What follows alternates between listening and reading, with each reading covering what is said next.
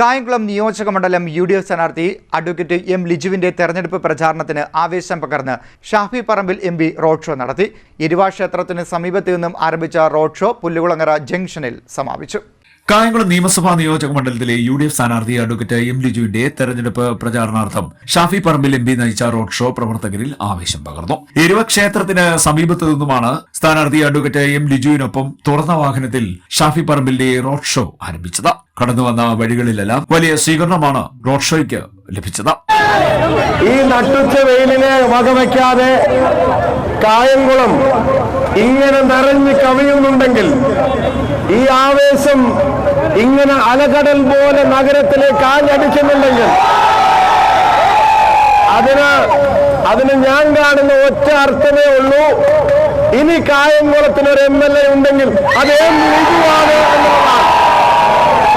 പ്രിയപ്പെട്ടവരെ, ഞാനൊക്കെ KSU പ്രവർത്തനം തുടങ്ങുന്ന കാലത്ത് തൊട്ട് കാണുന്നതാണ് ഈ നേതാവ്.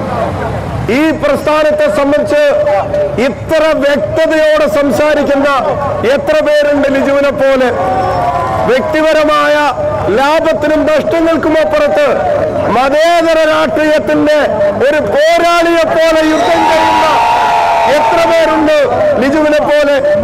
ഈ നാടിന്റെ ആശയങ്ങളെ, മൂല്യങ്ങളെ, ഭരണഘടനയെ അതിനെ ഇതുപോലെ പ്രതിരോധിച്ച് അതിനെ ഇതുപോലെ ചേർന്ന് നിൽക്കുന്ന അത്രയും വ്യക്തതയുള്ള, തെളിമയുള്ള ചിന്തയുള്ള ഒരാള് കേരളത്തിന്റെ നിയമസഭയിൽ വേണം. നിങ്ങൾ തരുമോ? ഉറപ്പായിട്ടും തരുമോ? കായംകുളത്തുകാരെ, ഈ വിജയം കേരളം ആഗ്രഹിക്കുന്ന വിജയമാണ്. ഈ കൊടി പിടിക്കുന്ന ഓരോ UDF പ്രവർത്തകനും ആഗ്രഹിക്കുന്ന വിജയമാണ്. മതേതര കേരളത്തിന്റെ ഏറ്റവും കൃത്യതയും വ്യക്തതയുള്ള മുഖമാണ് എം ലിജു. ചേർത്ത് പിടിക്കണേ എന്ന് എല്ലാവരോടും പറയുന്നു. ഒരു കാര്യം കൂടെ, ഇത് ലിജുവും എതിർ സ്ഥാനാർത്ഥിയും തമ്മിൽ നടത്തുന്ന യുദ്ധമല്ല. ഇത് ഈ സർക്കാരിനെതിരെ കേരളത്തിലെ ജനങ്ങൾ നടത്തുന്ന യുദ്ധമാണ്. ആ യുദ്ധത്തിൽ ലിജു ജയിക്കണം, ജനങ്ങൾ ജയിക്കണം, കേരളം ജയിക്കണം.